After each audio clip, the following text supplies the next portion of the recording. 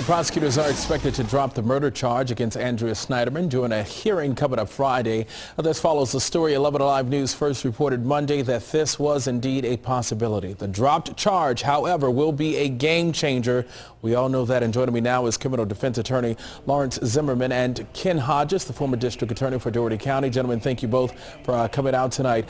Ken, I guess we'll start with you. We talked last night about how weak the case is. They first indicted her nearly a year ago. What could have happened, or do you think they were hoping some strong evidence would pop up in the last year that never materialized?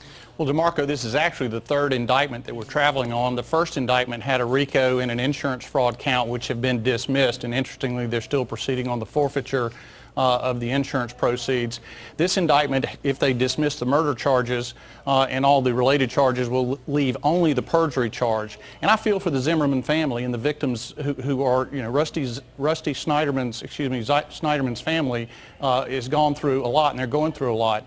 But this is not merely soap opera suspicions that you can travel on when you're the district attorney, and the state has to present credible evidence beyond a reasonable doubt of these charges. And if they can't do it, Mr. James is doing the right thing in dismissing this case now and not proceeding on those counts he can't fulfill at trial. Now, Lawrence, how often do charges of perjury and false statements go to trial? What are the odds that this whole case will go away? Well, DeMarco, it depends. Clearly, there has been some sort of meeting of the minds that the murder charges, there's not enough evidence to proceed.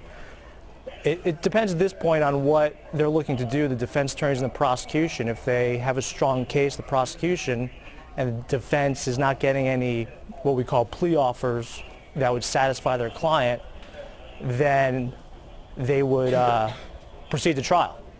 And perjury, false statement trials they occur, but they're not the usual fare in the court system. Usually they get a resolution.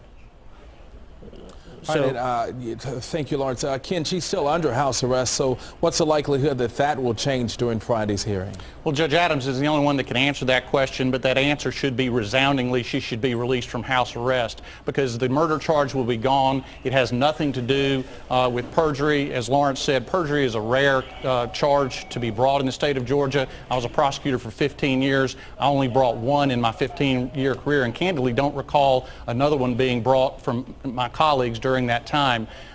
She should be released from house arrest immediately. Her bond should actually be returned to her. She should be allowed to sign an OR bond. In this case, if it proceeds to trial, should be treated just like any other. It, of course, will have the national scrutiny, but she should be released. And real quick, Lawrence, if murder evidence emerges anytime, could she still be tried criminally for murder?